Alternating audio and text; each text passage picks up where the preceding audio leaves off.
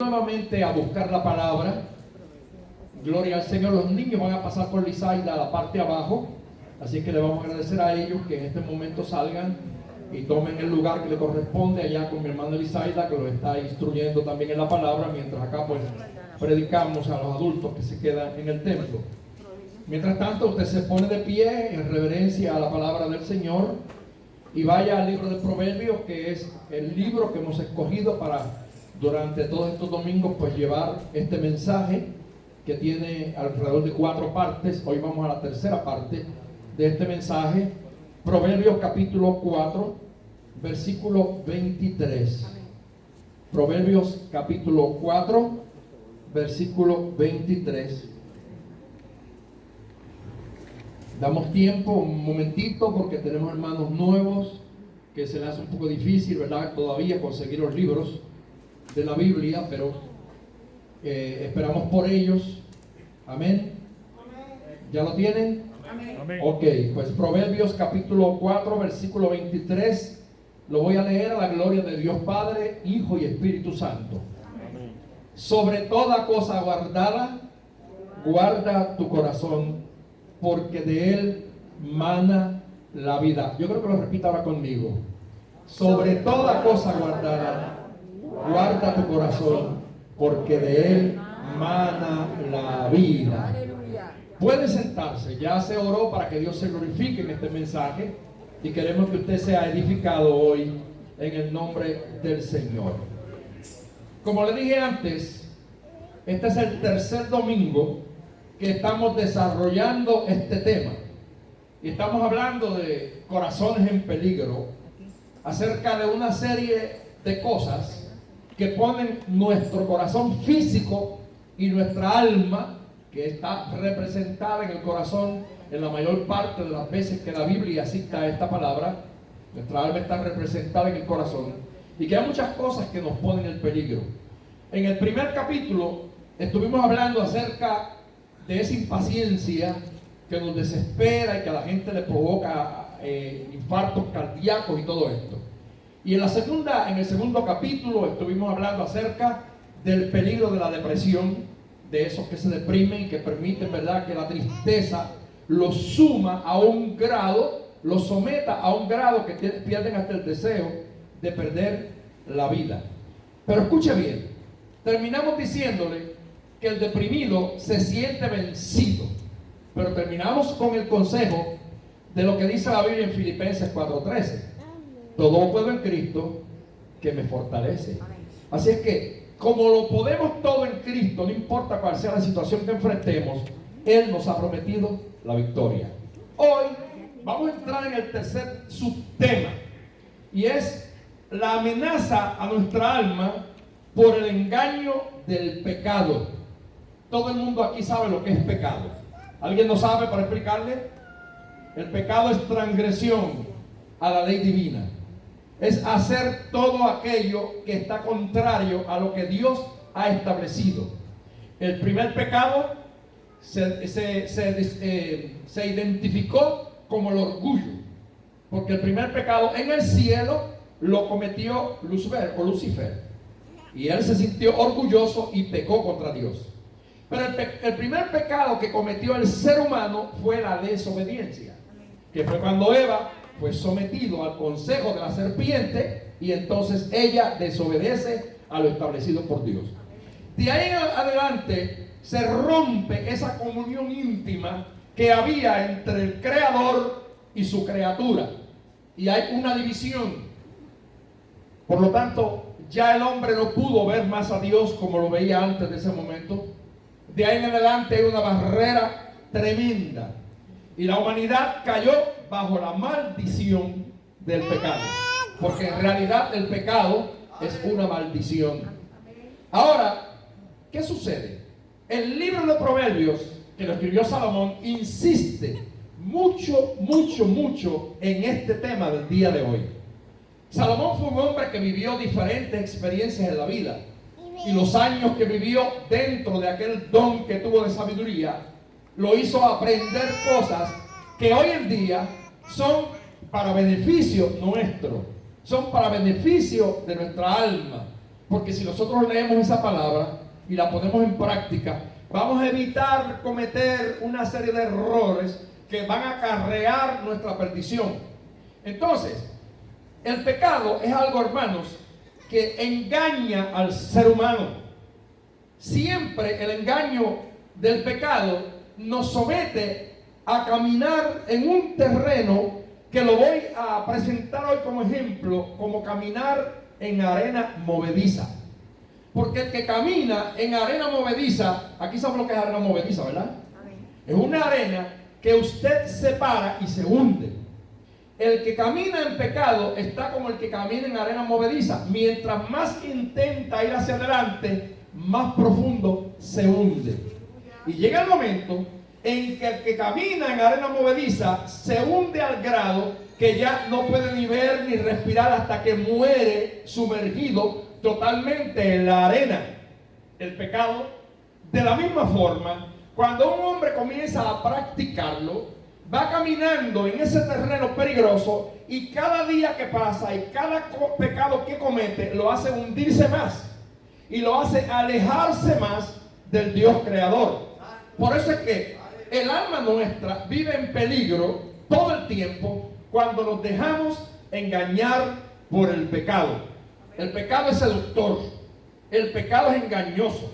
Y yo quiero presentarle en el día de hoy un ejemplo bíblico, porque el gran Sansón, ustedes conocen que Sansón fue un juez de Israel, y que la Biblia dice que este era un hombre fuerte, físicamente fuerte, fue enemigo de los filisteos, y durante el tiempo que estuvo juzgando a Israel, tuvo victoria sobre los filisteos.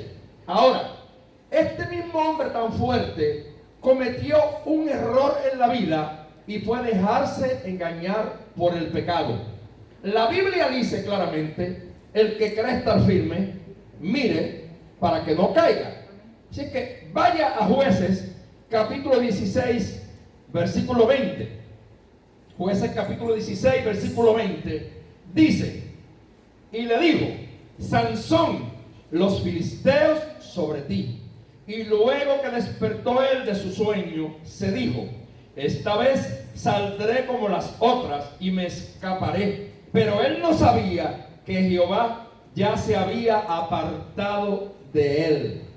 Quiero darle un recuento breve acerca de la historia de este hombre. Un hombre que iba de triunfo en triunfo, de victoria en victoria sobre los enemigos de su pueblo Israel, que eran los filisteos. Pero en un momento dado se enamora de una mujer cuyo nombre era Dalila. Y el nombre de Dalila es un nombre que hasta el nombre es peligroso, porque la interpretación de Dalila es coqueta. Usted sabe que una persona que le gusta coquetear es aquella persona que le gusta seducir. Hay gente que es coqueta en su forma de caminar. Tienen un caminar que mientras caminan como que coquetean. Hay gente que le gusta pues vestirse coqueta, y esa es una palabra normal en el español. Y eso es lo que significa Dalila. Dalila era una coqueta.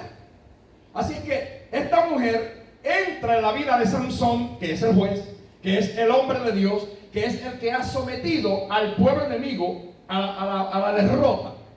Pero en un momento dado, escuche bien, Satanás sabe cuál es tu debilidad. Satanás sabe cuál es mi debilidad. Y Satanás sabía que la debilidad de Sansón eran las mujeres.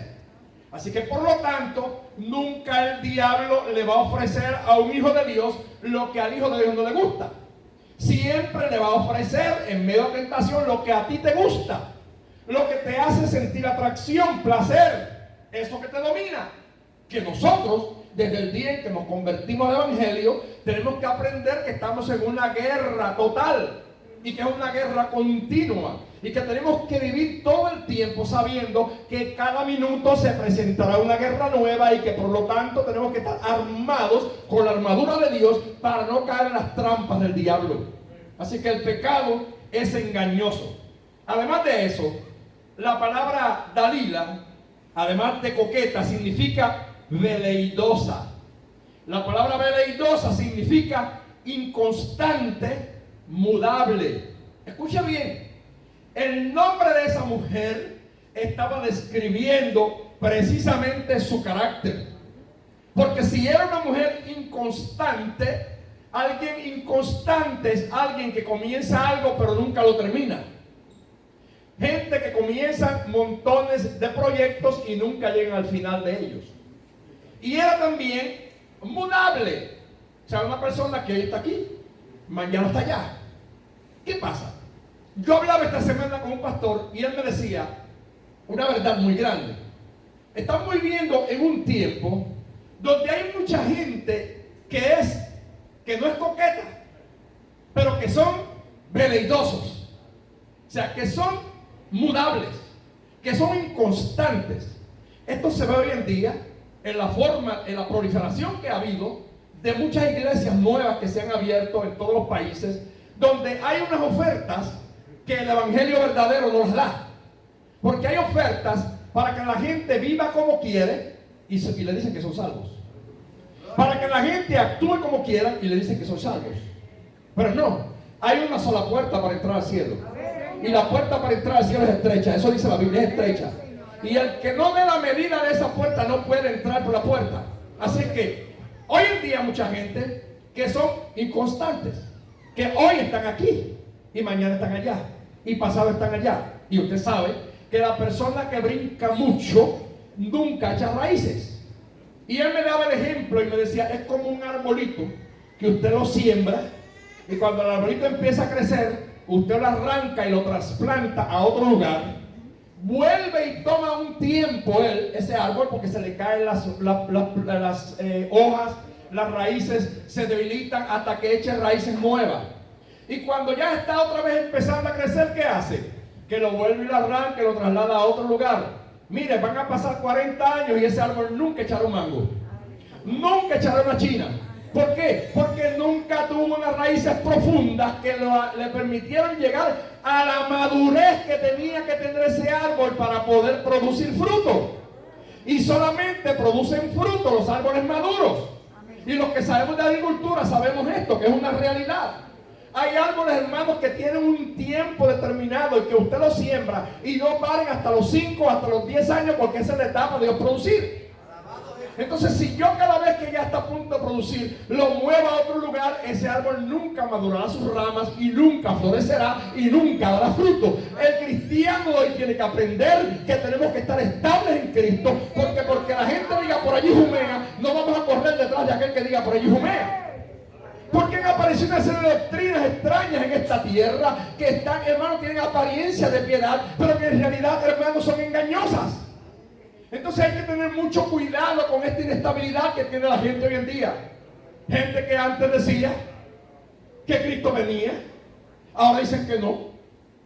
Gente que antes decían que la iglesia no iba a pasar por la gran tribulación, ahora dicen que sí.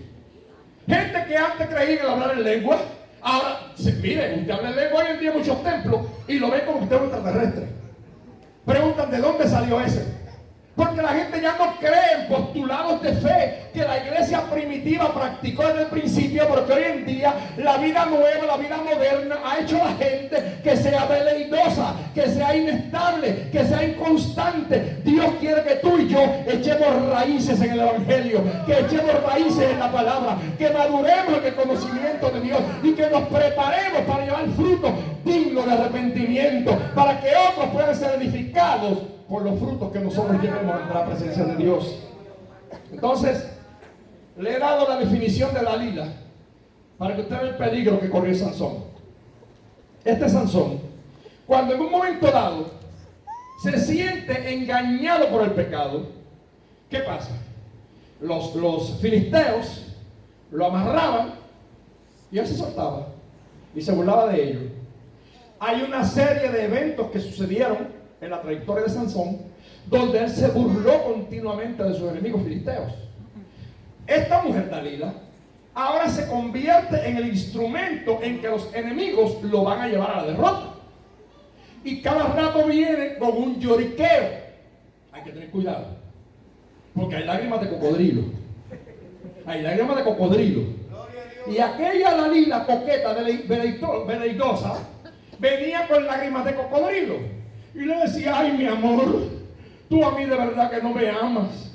Cada vez me engañas. Dime el secreto de tu fuerza.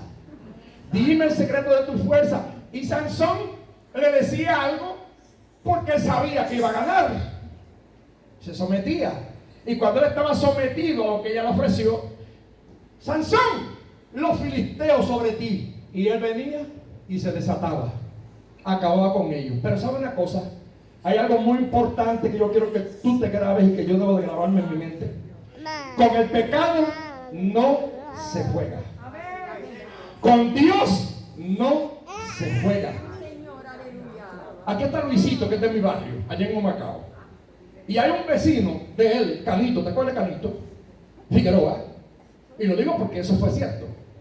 Canito era un joven que había entrado a la iglesia, a cada rato se apartaba, volvía, entraba, predicaba, perseveraba un tiempo y volvía y se apartaba, hasta que en un momento dado cayó en una cama de muerte.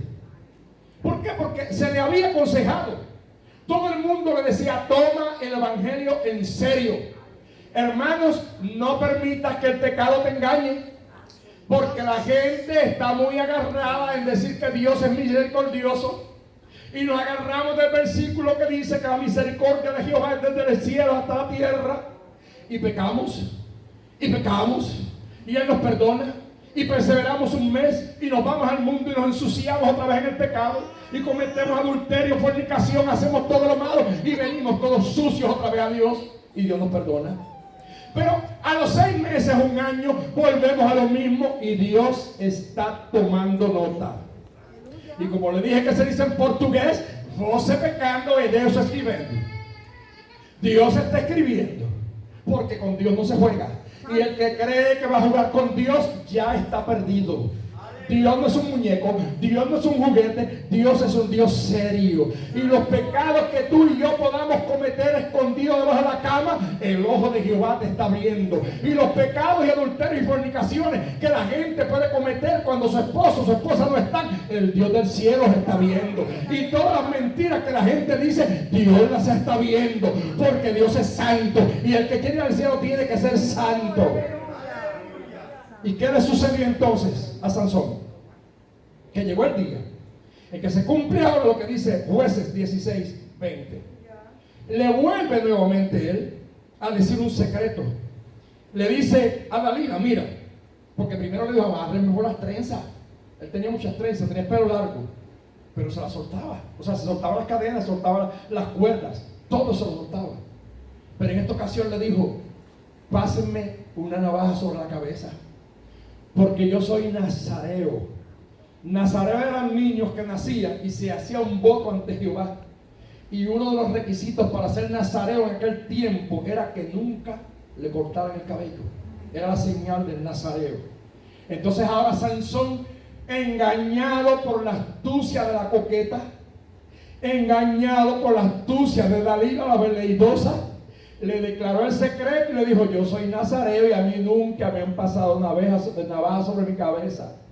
Afeíteme la cabeza y usted verá cómo se agota mi fuerza. Pero él lo estaba haciendo pensando en que Dios estaba con él.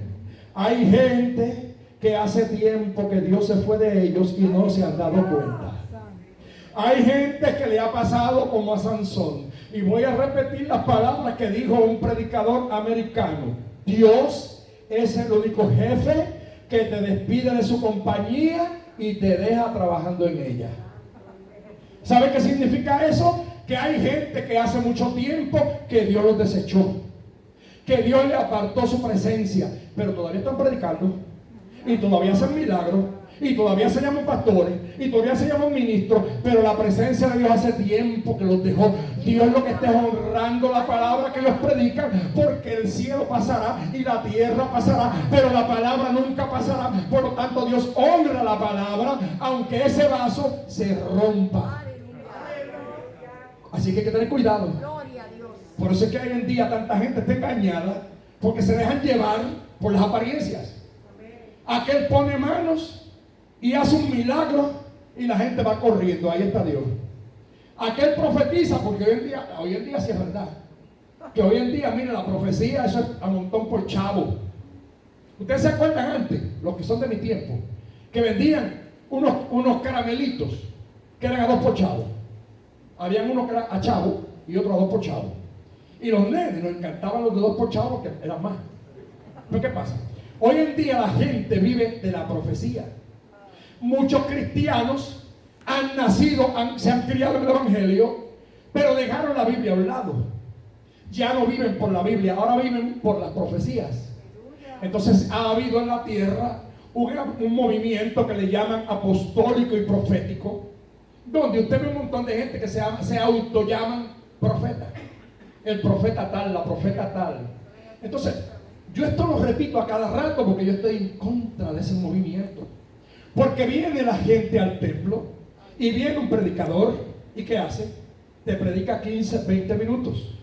Pero después que termina de predicar, agarra a la gente y está 1 hora ministrando, poniéndole manos a la gente, empujando a la gente al piso. Así te dice Dios. Y eso le gusta a la gente. Entonces, donde no hay que los empuje y donde no hay que le diga vaso, anda, estoy contigo, la gente no quiere ir. Pero cuando se le predica la palabra verdadera y se le lleva la Biblia, la gente rechaza eso. Porque hoy en día la gente lo que le gusta es lo que sea dulce al oído. Pueden vivir en fornicación, en maldad, en pecado, y que le digan, mi siervo, estoy contigo, sigue para adelante que estás bien. Y la gente dice, oye, Dios me habló. Pero cuando Dios usa a alguien y le dice, mira, arrepiéntete porque está a punto el diablo de llevarte, eso no es de Dios. Ahí no me habló Dios. A eso hemos llegado hoy en día. La gente ha perdido verdaderamente la visión de lo que es santidad, de lo que es el Dios que exige que el que quiera verlo a él tiene que vivir en santidad. Entonces Sansón se creyó que iba a seguir jugando con Dios. Y aquí en el libro de los Jueces, en el capítulo 16, a mí la cabeza nunca me la han rapado con navaja, porque soy nazareo de Dios desde el vientre de mi madre. Si fuere rapado, mi fuerza se apartará de mí y me debilitaré y seré como todos los hombres. Esta frase a mí me toca. ¿Sabe por qué tú y yo somos diferentes a los otros hombres? Porque Dios está con nosotros. Hermana, ¿sabe por qué tú eres diferente a las otras mujeres? Porque Dios está contigo. Y ahí Sansón lo aclara. Él dice, si me rapan la cabeza, yo seré igual que los demás. Así que los que estamos en Cristo no somos igual que los demás, porque a nosotros nos dirige el Espíritu Santo, a nosotros habla Dios. Nosotros no vestimos como el mundo, no hablamos como el mundo, no comemos como el mundo, no hacemos las cosas que hace el mundo, porque somos diferentes a los del mundo. Porque Cristo lo dijo, ellos están en el mundo, pero no son del mundo. ¿Cuántos aquí son de este mundo? No levanta la mano rápido. ¿Cuántos aquí no son de este mundo?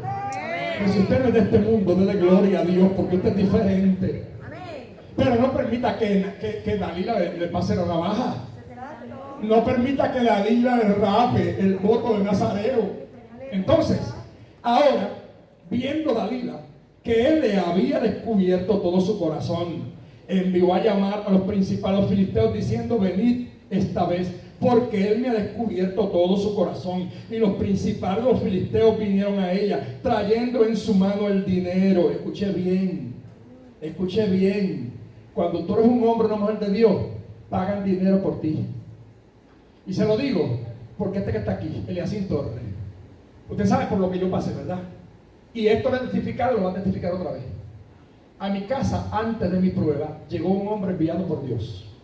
Se paró frente a mi casa.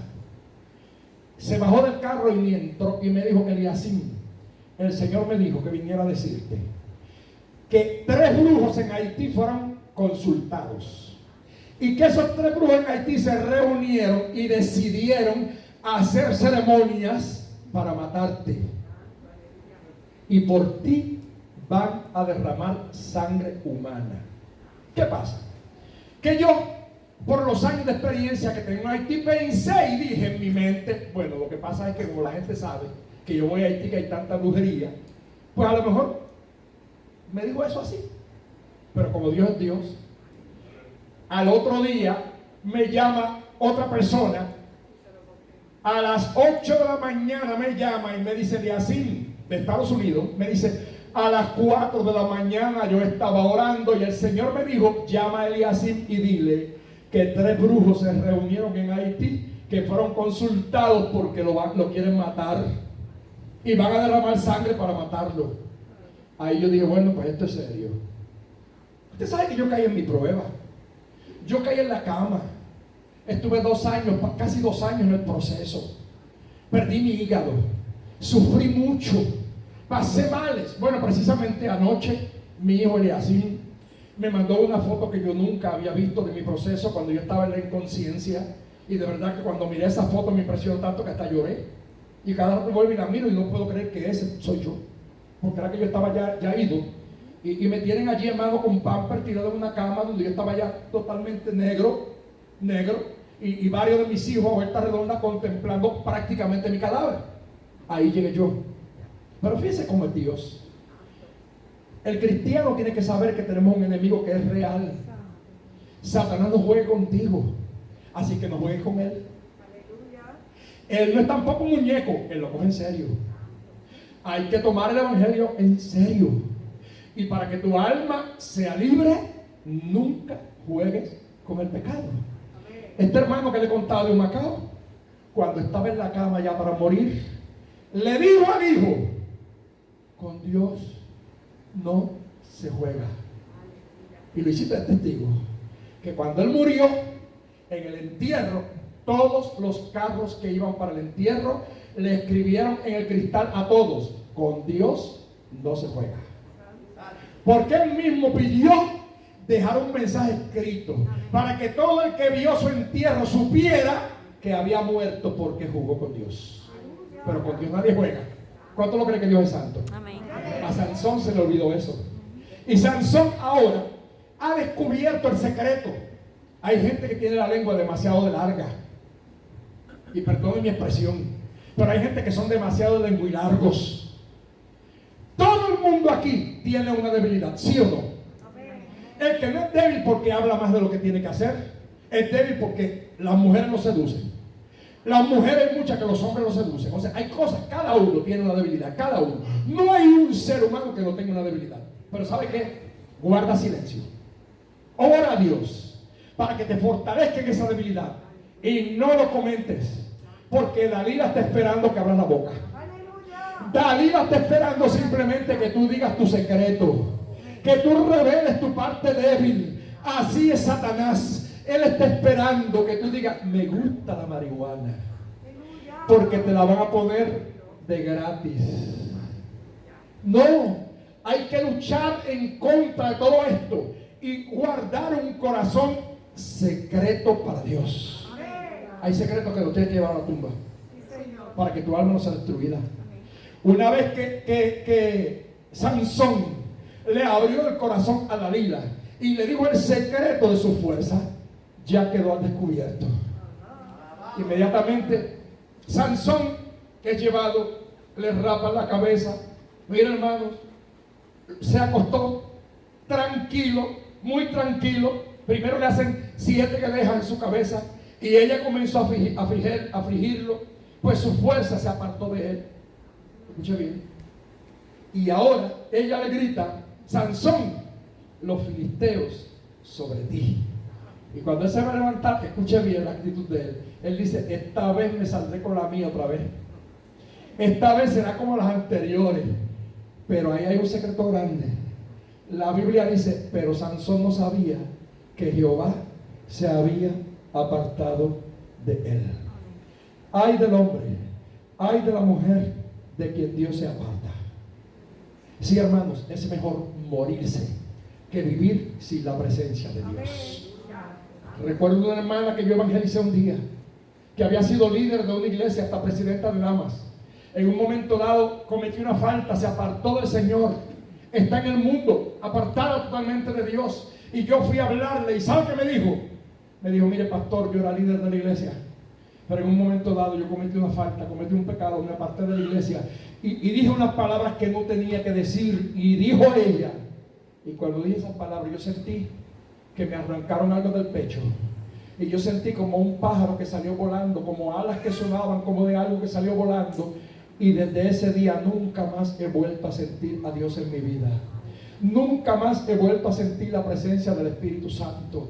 Me dice ella, he visitado montones de templos, predican tremendos mensajes, la gente pasa al altar llorando y yo no siento nada. Vivir sin la presencia de Dios no vale la pena. Hermanos, no te dejes engañar por el pecado, porque hay algo muy importante. Sansón perdió la gracia, quedó como cualquier hombre débil cuando fue seducido por los engaños del pecado. Nosotros tenemos que aprender claramente que ese pecado engaña. Hay algo de lo cual la Biblia habla que tenemos que tener cuidado. Hay lo que se llama cauterización de conciencia. ¿Alguien ha oído esa palabra?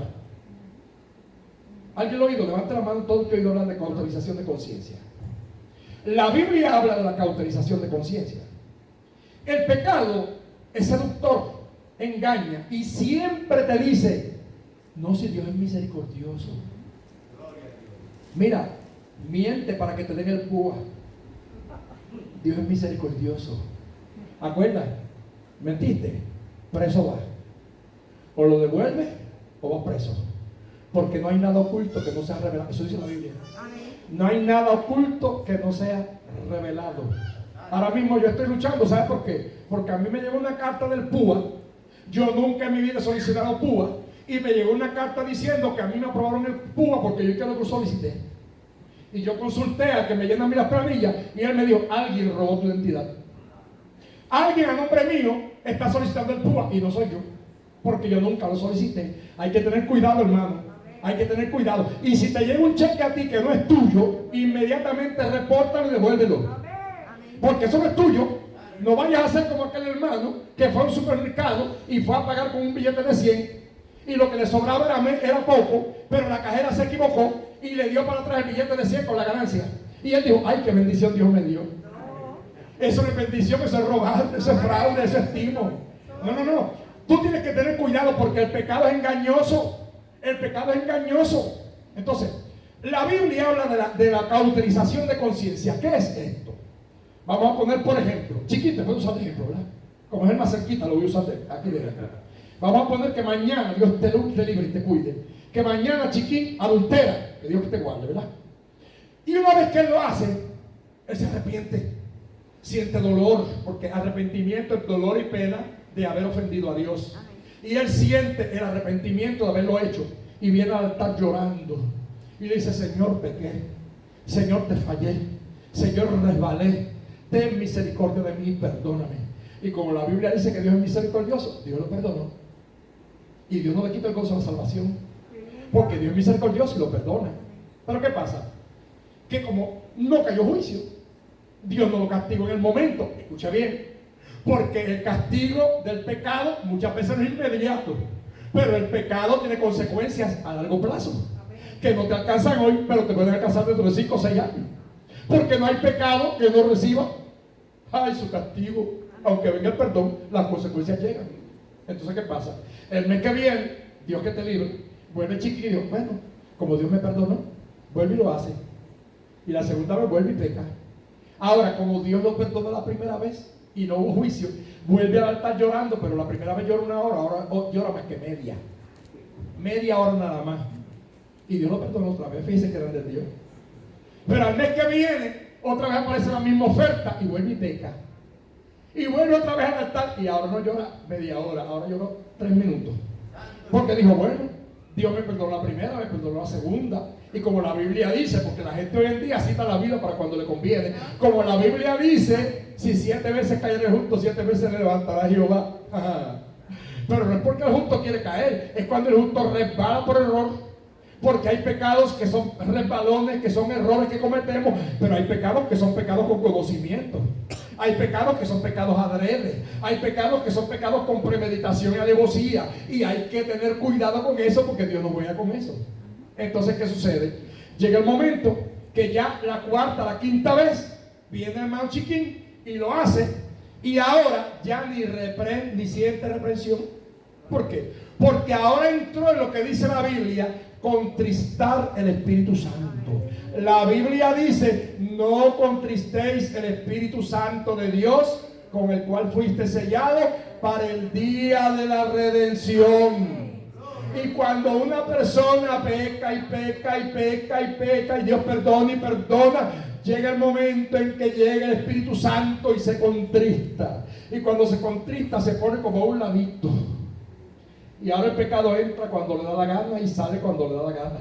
Y ahora ese cristiano que resbaló 5 o 6 veces, ahora se convirtió en un pecador habitual y está tan perdido como el pecador que nunca se ha arrepentido de su pecado. Y aunque esté en la iglesia, y aunque hable lengua, y aunque profetice, y aunque predico bueno, está perdido. Y lo que estoy diciendo, hay mucha gente que va a decir que no. A mí me importa que diga que no, pero eso es lo que me dice la Biblia, es lo que yo conozco y es lo que dice la palabra de Dios. Porque con Dios no se juega. Con Dios no se juega. Dios es santo. Y ahí es que llega entonces la cauterización de conciencia. ¿Qué es la cauterización de conciencia? Ese nivel al que llega un ser humano donde ya el Espíritu Santo se contristó y ya no lo reprende más. O sea, la primera vez que pecaste, la segunda, la tercera, el Espíritu Santo gemía y te hacía sentir mal, y tu conciencia te reprendía y te decía: humíllate, arrepiente, te pide perdón. Pero va a llegar el momento en que ya a esa etapa no te va a decir nada, se quedó calladito, y ahora tú dices: ay, qué bueno, ya Dios está contento conmigo. Y sigue pecando, y sigue pecando, y se pierde el alma, se pierde la comunión con Dios. Hermano, no se puede jugar con el pecado. El primer peligro que amenaza el corazón es la impaciencia. El segundo peligro que amenaza tu corazón es la depresión. Y el tercer pecado que amenaza tu corazón es el engaño del pecado. No permitas que el pecado te engañe, mis queridos hermanos, porque el pecado promete lo que no da y acarrea lo que nunca enseña. Te ofrece cosas bonitas. ¿Sabe qué dice la Biblia? Claramente nos habla acerca de esto. Mire, David es el segundo ejemplo. Un hombre que era creyente y que era piadoso. El engaño del pecado lo trastornó seriamente. ¿Por qué? Porque David era rey. Mira la consecuencia que es la que terminó Sansón. A Sansón, mis queridos hermanos, le cortaron el pelo, lo metieron preso, lo amarraron con cadenas, le sacaron los ojos. Y tristemente Sansón, el hombre de Dios, ¿sabe cómo murió? Junto con los pecadores, con los filisteos. Aló las columnas de la casa donde estaba y murió junto con los pecadores. ¿Por qué? Porque cuando Dios se aparta de un hombre, la sentencia que hay de muerte es firme y definitiva, y no hay de ahí quien lo levante. No hay de ahí quien lo levante. Yo nunca me olvido, y aunque usted lo haya oído, vuelvo y lo repito, porque es que a mí eso me trabaja en el alma y el corazón. Yo recuerdo una vez que estábamos nosotros haciendo unas actividades y nos fuimos a la plaza de recreo de Caguas a vender frituras. Cuando yo dirigía una asociación que se llamaba Asociación Misionera Mundial, y nos íbamos, miembros de esta congregación y de muchas otras iglesias, íbamos y vendíamos para sacar fondos para ayudar a los misioneros. ¿Cuántos se acuerdan de aquella época? Amén. Tremendo, ¿verdad que sí? Montábamos unos kioscos allí en Caguas y sacábamos fondos para la obra misionera. Y recuerdo que un día se me acercó un hombre que estaba por allí pidiendo. Y sabe cómo habla la gente del mundo, ¿verdad? Y él viene y me dice: mire, señor, deme una peseta. Y en ese momento yo no tenía una peseta, de verdad que no tenía nada en el bolsillo. Y yo le dije: mira, yo no te puedo dar una peseta, pero yo te puedo dar algo más que la peseta. Yo te voy a presentar a Jesucristo, que es el que te puede sacar de esa condición. Y cuando empecé a hablar de Cristo, aquel hombre bajó la cabeza, se le salieron las lágrimas y no me contestó. Simplemente, ¿sabe qué hizo? Sacó una cartera vieja que estaba ya que daba pena. Y cuando sacó la cartera, sacó dentro de la cartera una credencial de ministro evangélico. Y me enseñó aquella credencial y me dijo: mire, yo fui ministro de la iglesia pentecostal por más de 20 años en Bronx, Nueva York. Y en un momento dado, Satanás me engañó. Caí en adulterio con una mujer. Se destruyó mi hogar, se destruyó la congregación, me convertí en un pecador habitual, y hoy en día soy un deambulante. Camino por las calles, he ido a montones de iglesias para que oren por mí, pero algo pasó en mí que se fue. Ya Dios no ha vuelto más a mí. Estoy perdido, no tengo oportunidad. ¿Sabe qué es eso? No que Dios lo quiera así, es que la Biblia dice que Dios no condena a nadie. sino que el mismo hombre se condena por su propia concupiscencia. Si tú le das riendas sueltas a tu pecado, llegará el momento que tu pecado será tu Señor, que tu pecado será tu dueño, que tu pecado será tu Dios. Y el pecado, una vez que ha sido consumado, lleva a cabo ¿qué? La muerte. Así que hay que tener mucho cuidado. David cayó en el engaño, David cayó en el error. La Biblia lo dice claramente que siendo rey, codició a una mujer que no era la suya, a Betsabé, la esposa de Urías Eteo. Y aquel hombre, que precisamente ese es otro mensaje porque ese es para otro tema, era el tiempo en que los reyes salían a la guerra y David no fue a la guerra, se quedó en el palacio. Eso indica que el tiempo está en la casa de Dios, el tiempo está en la casa de Dios. Oiga, porque hoy en día estamos en una época que usted ve a la gente que no puede venir a los cultos los domingos, pero vaya a Plaza de América, vaya a Cisne, pero que usted vea cómo están los cristianos comiendo a la hora de los cultos y comprando a la hora de los cultos, y eso es donde quiera. Yo creo que cada cosa tiene su lugar y cada cosa tiene su tiempo, y el tiempo de Dios es sagrado. El tiempo de Dios es recto. El tiempo de Dios pertenece a Dios. Y aquel tiempo de la guerra era el tiempo en que David tenía que salir a la guerra. No era el tiempo de pasearse. A la hora en que estaban los soldados peleando, ¿sabe qué hacía David? Paseándose en el balcón del palacio, aburrido, dando vueltas. En vez de estar peleando, estaba dando vueltas en el balcón. Y cuando miró para el lado, vio a Betsabé, una mujer que se estaba bañando, que era casada, tenía a su marido llamado Urías Eteo. La codició, la mandó a buscar, se acostó con ella, y una vez que tuvo relaciones con ella, ahora se da cuenta que la mujer quedó embarazada.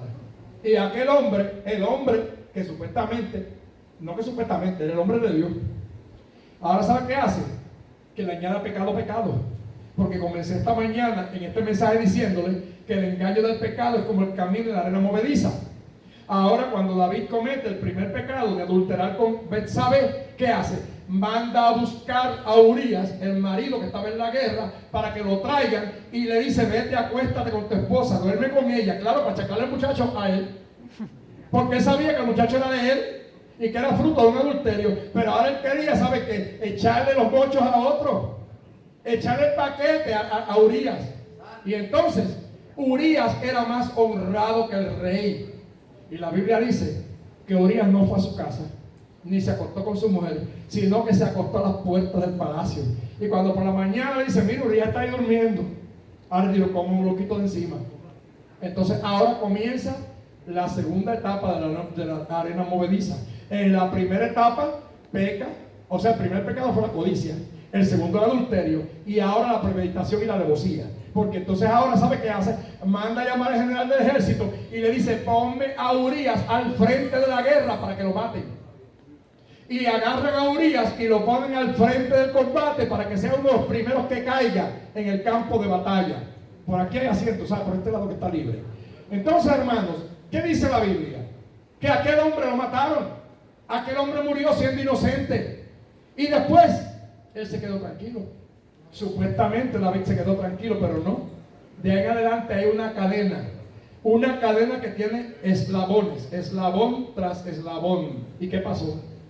Ya el muchacho viene de camino, porque el pecado es como la mujer encinta. Al principio no se ve, pero ya los 4 o 5 meses se nota, porque las mujeres quedan embarazadas y después que quedan embarazadas no quieren que la gente lo sepa y se ponen una faja. Pero aunque te ponga faja, a los 9 meses el muchacho va a gritar. Y cuando grita lo vas a ver el barrio, el villeguito el que llega. Así que así es el pecado. Cuando alguien comete pecado, al principio tal vez no se sabe, pero hay un momento en que va a salir a la luz, porque la Biblia dice que lo que es hecho en la oscuridad se va a editar desde las azoteas, desde arriba la gente lo va a saber. Entonces, ¿qué sucede? Urías es muerto, y cuando Betsabé da luz, el hijo se muere, y ahí comienzan las consecuencias de aquel pecado. David, tranquilo, ¿verdad? Hasta que llega Natán el profeta, y le dice: oye, te voy a hacer un cuento. Había un hombre que tenía muchas ovejas, era dueño de todas las ovejas que había. Y había un vecinito que tenía solamente una ovejita. ¿Y qué pasó? Que vino una visita a la casa de ese señor, del rico, y él, en vez de matar una de sus ovejitas, ¿sabe qué hizo? Fue y mató la ovejita del vecino, la única que tenía. Y cuando David oyó eso, David se indignó. Y David dijo: ese hombre es digno de muerte, A ese hay que matarlo, ese sinvergüenza hay que matarlo. Y Natán le dijo, ese eres tú. Ese mismo eres tú. ¿Acaso no eres tú el dueño de Israel? ¿Acaso todas las mujeres de Israel no estaban a tu disposición? Porque tú eres el rey, tenías derecho. Pero te fijaste en la que no era tuya, en la de Urías, que tenía una sola y se la quitaste. Así que, hermano, el pecado es engañoso. No permite, hermano, que el pecado lo engañe. No permita que el pecado lo seduzca. Tiene que luchar contra eso y saber que hay un Dios en el cielo que está tomando nota de todas nuestras acciones. Y que todos nosotros, escuchen esto, la visita que llegó, los que están aquí viejos convertidos, los que no se han convertido, te guste a ti o no te guste, tú tendrás que comparecer un día ante la presencia de Dios. Y ese día que tú comparezcas ante la presencia de Dios, le vas a tener que dar cuenta de todo lo que has hecho.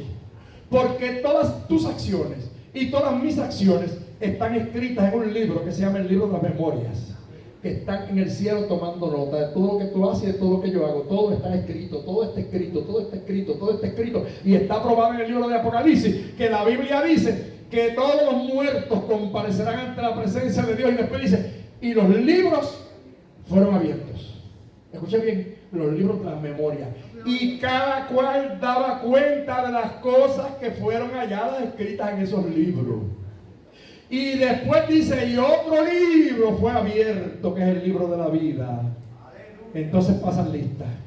Y dice, y el que no se halló inscrito en ese libro de la vida fue lanzado al lago de fuego que arde con azufre por los siglos de los siglos.